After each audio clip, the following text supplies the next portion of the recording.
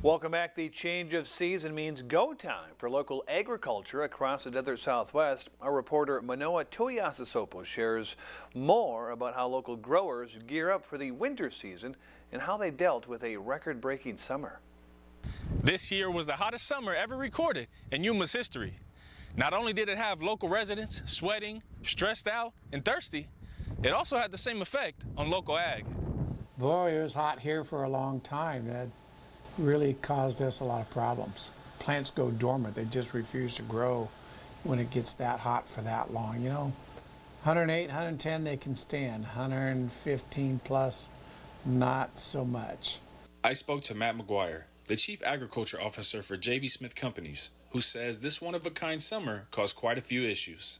A summer none of us have experienced. To all of you across the desert Southwest, it is hot. I haven't experienced it in my 40 years. Kind of unusual. We'll see what happens to the crop at the end with that much heat on it. And there was a big shortage of green onions here in August and September because of that heat that we had in July. But the highly anticipated winter season is finally here. While the rest of the country is battling freezing temperatures, the large amount of sunlight, rich soil, and cool weather make the desert Southwest the ideal place for winter produce every year. The executive director at the Yuma Center of Excellence for Desert Agriculture, Tanya Hodges, shares what this means for not only Yuma, but for all 50 states. We get excited every year when it goes from brown to green, right?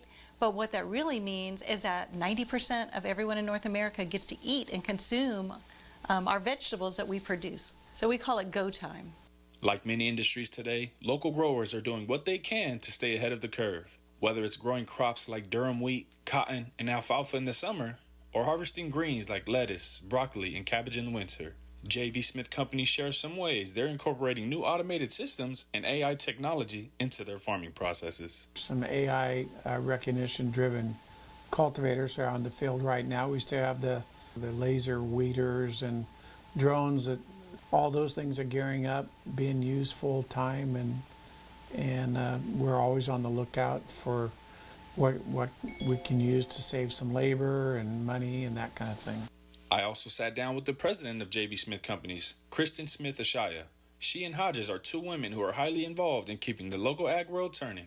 They share how one precious resource plays such a pivotal role in Yuma's existence and how they're able to conserve it. Water is what fuels us, and we've been set up for a long time to grow here. So we've got the labor, the infrastructure, the systems in place. Like, you can't just pick up and move all of that to another place. So our water is extremely important to us. So we're all doing everything we can to preserve it.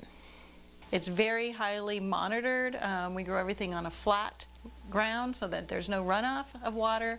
Every bit of water that's available is being used to the plant to grow the plant. McGuire doubles down.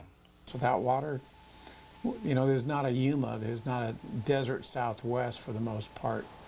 We're as efficient as drip, but we're always looking at new ways to, you know, maybe increase that efficiency by 1%. So water's precious. Let's only put on as much as we need. I asked the local ag leaders what their biggest goal was for the winter season.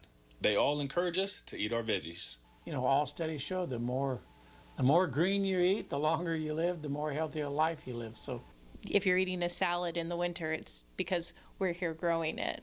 The winter salad bowl of the country. Reporting in Yuma, Manoa Tuiasosopo.